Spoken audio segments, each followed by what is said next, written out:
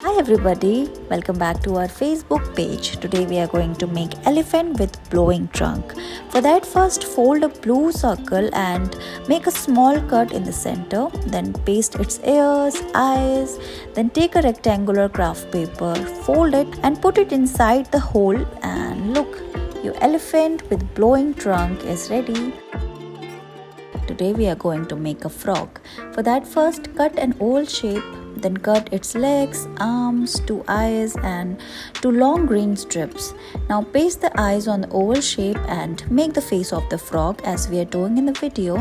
Then take the two long green strips and fold them in zigzag way, one over another as we are doing here, and fix it using double-sided tape.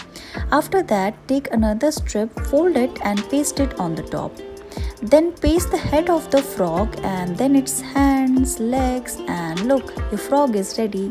Thank you so much for watching this video.